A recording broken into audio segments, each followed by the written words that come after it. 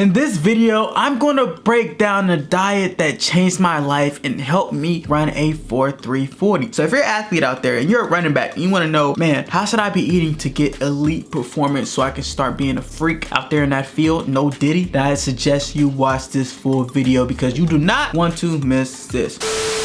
What is good, YouTube? Welcome back to another video here at desireLess with your guy KJ, back here again helping running backs elevate and dominate the competition. Today I have something special for you guys. I'm going to break down the diet that you need to eat like an elite athlete and be able to become a freak. All right, be able to become a freak athlete, because I believe that you can turn yourself into a freak if you're willing to commit the discipline of training and eating the right foods. All right, so no more hot Cheetos, no more Skittles for dinners or this and that. You need to start eating like a pro, and I'm going to explain that in this video right here. As growing up, I really have found that nutrition is so important for a lot of things, like not just being an athlete, but just being a human being in general. You ever heard the saying that you are what you eat? All right, you are what you eat. If you want to be a dog and a killer in that field, you got to eat like a dog. You got to eat stuff that actually is going to translate. You got to eat high protein foods. All right, if you want muscles like this, man, you got to eat high protein food. You got to get yourself good carbs and good fats. All right, not just bad fats, not drinking milkshakes and eating a whole bunch of BS a lot of you guys are probably eating, which is probably why you're not getting the results on the field. For me, when I really found out nutrition was so big is when I got into college. And before then, I was the guy who just ate whatever. I mean, I ate whatever, and I was a pretty decent athlete. I mean, I was pretty good. I was never a freak athlete, a guy who can just eat what they want to eat and be able to perform. No, I kind of